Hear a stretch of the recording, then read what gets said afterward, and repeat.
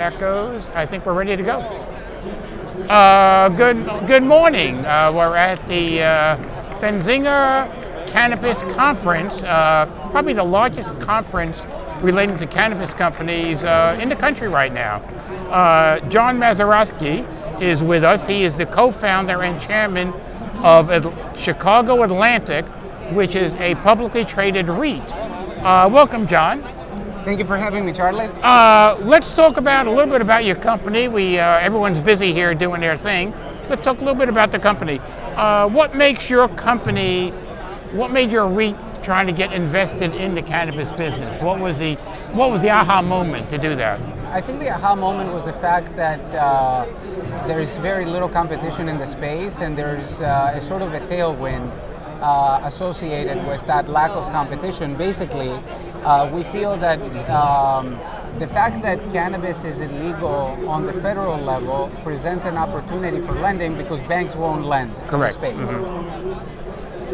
How do you see the impact of interest rates in the cannabis business with yourself, with your REIT? Obviously, you are market driven.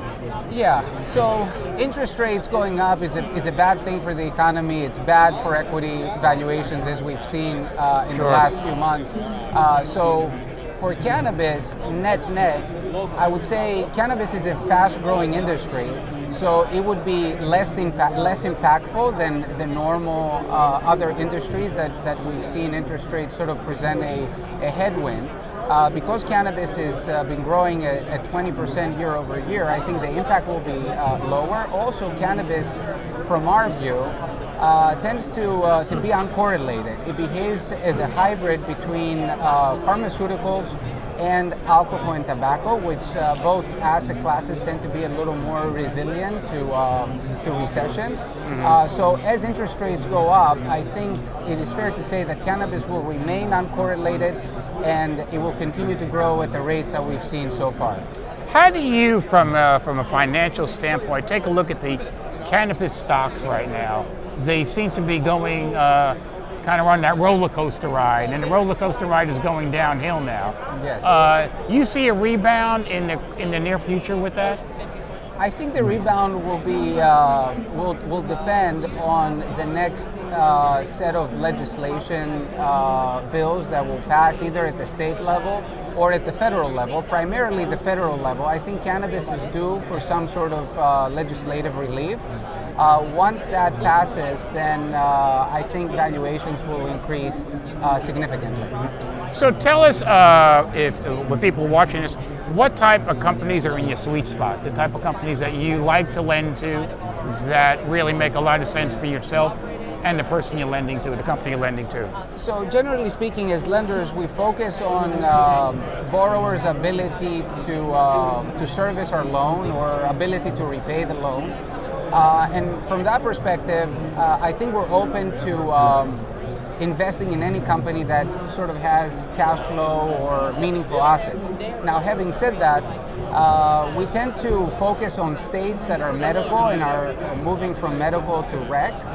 Markets like PA or Florida, markets like New Jersey, New York, Maryland. Those tend to be the markets that we like. They tend to be east of the Mississippi, limited license in nature, and we see a short-term and medium-term tailwind, which is why we've been focusing on those markets.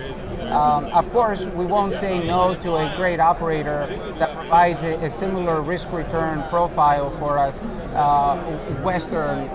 in the western states. Now, when you take a look at the state of Florida, which is still medical, but thinking is that probably 2024, maybe shortly thereafter, going into a more an adult type situation. So you're kind of lined up today to look at those companies, the 22 companies in the state of Florida that have the ability, that have a license to be able to grow. Those would be companies that you'd be interested in working with. Actually, yes, and we've actually worked with two companies in Florida, two private companies that we're helping sort of grow, and we love the operators, and they've been doing a great job. Okay, that's great. What is so on a national level? You're kind of lending into most states, I would guess? Yes, we're state agnostic, although we like to focus east of the Mississippi due to the limited nature of licenses in those states. There are obviously a lot of expansion going on in new states like Georgia, like Alabama, that are just basically getting into their medical state. Have you kind of worked with, I would say, the first wave of licensees to be able to talk to them about that? Yes, we have reached out to them already. We have presence in Georgia, like you mentioned. We love the Sun Belt states. I think the story there will be phenomenal, and we're doing everything in our power to gain market share and sort of be brand ambassadors in those states. Tell me, being in the state of Florida, and we are Cannabis News Florida, where do you see the state of Florida in the scope of the Californias, the Colorados, the Massachusetts, that type of thing? Do you see Florida as one of the top 3 or 4 states in the country? Absolutely. Florida not only has over 20 million in population, but also Florida has about 115 million visitors a year, which, if you consider those two numbers, it becomes definitely a top 3, top 5 state nationally. Right. Oh, absolutely. No question about it. No question about it. Well, John, anything else? People watching this, how do they get a hold of you, John? What is the best way to get a hold of you? So the best way to hold of me is through email. Our information is on the web, both on the investor side and on the borrowing side.